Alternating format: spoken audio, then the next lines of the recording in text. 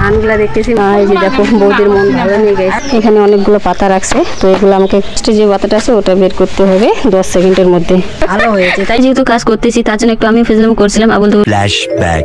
Hello guys, welcome back to my new blog. তো guys কালকে ধান কাটছি আর আজকে এখন শুকাচ্ছি। আর কালকে বৃষ্টি আসছিল, তো গাইস পুরো ধানগুলো ভিজে গেছে আমাদের। আর গাইস এখন দেখো বের করে দিয়েছি ধানগুলোকে, সকালবেলা মাইরে নিয়ে আসছি। আর এইগুলো গাইস সবগুলো ধান আমাদেরই, আর এখানেও আছে এক মধ্যে। আর এইদিকে গেছে আমরা আজকে ধানগুলা দেখতেছি, মানে রাস্তার মধ্যে পাহারা দিচ্ছি গেছে। আর এইদিকে আমার কাছে আমার পিছনে দুজন দেখো, তো এরা বলতেছে ব্লগটা স্টার্ট করতে। আমি অনেকক্ষণ ওয়েট করে স্টার্ট করলাম আজকে, এখন 1টা বাজে মনে হয়। তো চলো ব্লগটা স্টার্ট করলাম, এরপরে কী করে দেখতে পারবা। আর এখানে গাইস দেখো আমি এখনো স্নান করিনি, আর আমার মা দেখো স্নান করে আসলো, খাওয়া দাওয়া করে রেস্ট করে। আর আমার অবস্থা এরকম সারাদিন। এখন 1টা বাজে গেছে, সকাল থেকে দেখতেছি আমি পুরো ঘামের জন্য গামছাটা কাটি। এই যে দেখো বৌদির মন ভালো নেই গাইস। চলো ভাই একটু ফ্রেশ হয়ে আসি, আগে একটু খাওয়া দাওয়া করবো আগে। বাবা এবার তুমি ধানগুলো দেখো, ঠিক আছে? আমি গেলাম। এবার তুমি আর তোমার দিদুন দুজনে ধানগুলো দেখো, আর ছাগল লাগছে কিন্তু। আমি গেলাম। কালকে ভাগিনাকে দেখেছে গাইস, দেখো আমার ভাগিনা খচর বলতেছে। তো গাইস আমি বাড়ি এসে স্নান করতে চাইলাম, কিন্তু মা আমাকে স্নান করতে দিল না। এখন বলতেছে ধানগুলো ওঠানোর পরে স্নান করবা, মানে বিকেলবেলা। তো কি করব, আমি এখন স্নান তো করবো না, এখন একটু ধানগুলো দেখি, তারপরে সন্ধ্যাবেলা একবারে স্নান করবো। তো গাছ এই যে দেখতে পাচ্ছ কলার পাতাগুলা, এটা সরি বুনু, মানে এখানে অনেকগুলো পাতা রাখছে, তো এগুলো আমাকে যে ফার্স্টে যে পাতাটা আছে ওটা বের করতে হবে 10 সেকেন্ডের মধ্যে। তো এটা আমি পাবো কি পাবো না দেখি। Challenge start. 1 tick tick 2। আর গাছ আমি এদিকে বুঝতে পারিনি যে বুনু বলতেছে টিক টিক 1, তো আমি বলতেছি স্টার্ট কর, তারপরে tick 5 tick tick 6 tick tick 7 tick tick 8 tick tick 9 tick tick 10 tick tick 11 tick 12 tick tick.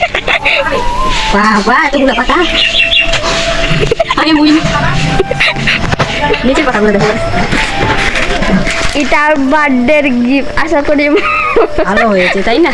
তো আমি বলতেছি তো থ্যাংক ইউ আমার বুনুকে, সবার প্রথম বলি। তো আমার বুনুর ফেসটা দেখে চলে এত সুন্দর গিফট দেওয়ার জন্য তাকে অসংখ্য ধন্যবাদ। আর আমার বার্থডে এখন না, আরও 6-7 মাস বাকি আছে, ডিসেম্বরে যেহেতু আমার বার্থডে আসতেছে জুলাই মাসের 2 তারিখ, আর আমার ডিসেম্বরের 14 তারিখ। তো চলো এবার বেশি বকবক না করি, কাজ করি। আসো। ওই জোরে বলো, শোনাই পাবে না গাইগুলা।